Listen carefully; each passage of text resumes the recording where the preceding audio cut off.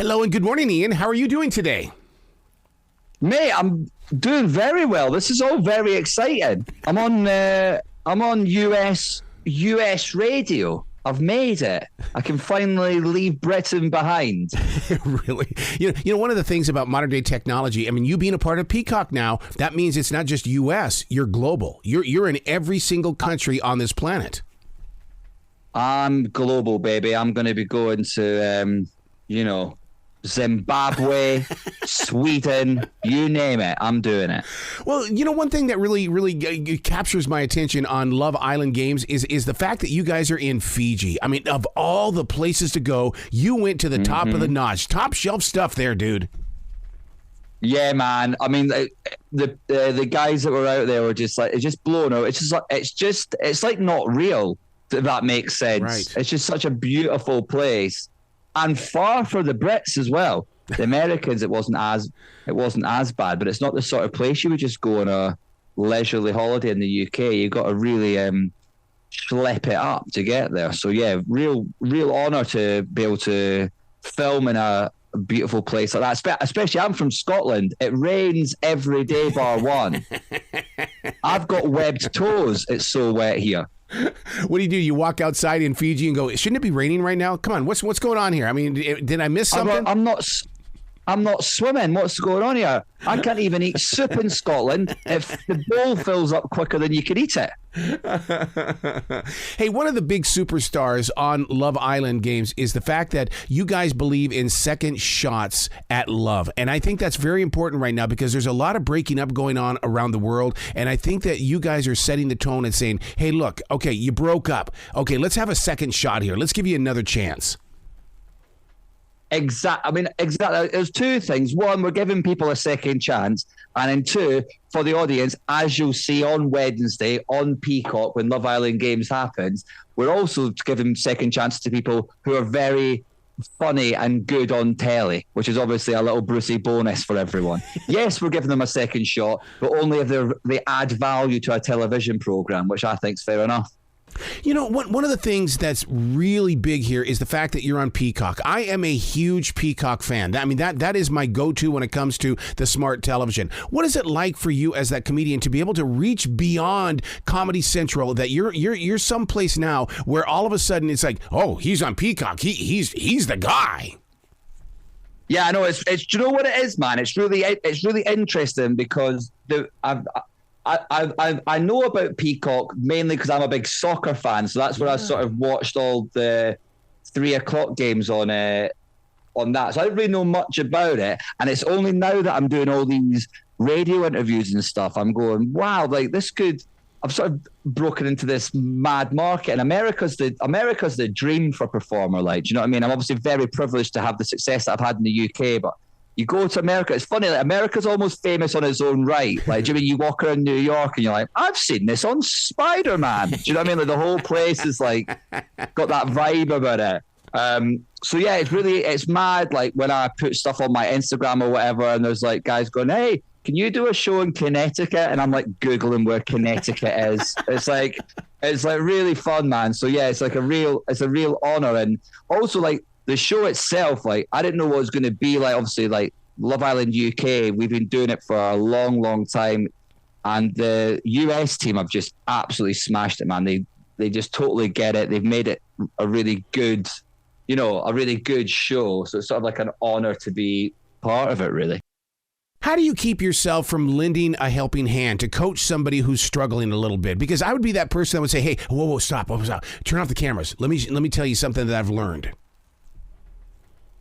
Well, I think first of all, if you're privy to my past relationships, I'm sort of not really in a position at all to give any advice.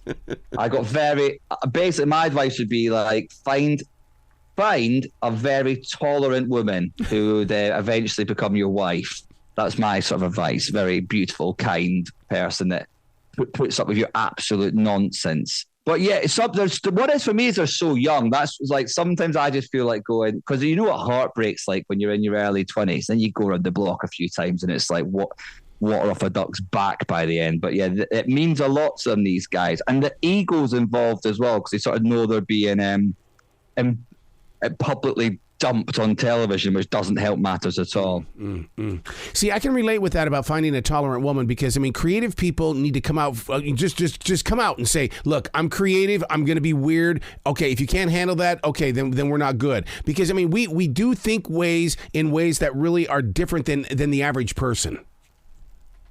My wife calls them my indoor thoughts, and sometimes I have them at dinner parties and stuff, and she'll just gently look over and go, "That's a thought to have when we are together in private." And I've now learnt that look, and I think that's probably one of the best bits of advice I can give to any sort of creative, to use a kind word, man. Yeah.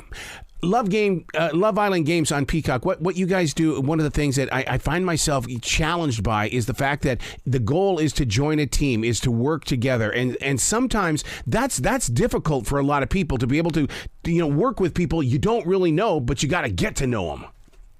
Well, not only do you not only know them, but you're sharing a bed with them. I think that's the most interesting thing about this series, man. And if you guys watch it, you will totally find out there's two elements. One, you're picking a partner not only because you're attracted to them, but because you think they'll be good in the activities. Because if you lose those games, you are gone, right? So that's an interesting dynamic. Also, the couples can then the results of the games means they can leave other couples vulnerable. So you've got friends in there that are voting for the couples that they think are the strongest. So they're voting for their mates to get rid of them because they want that money. So it's a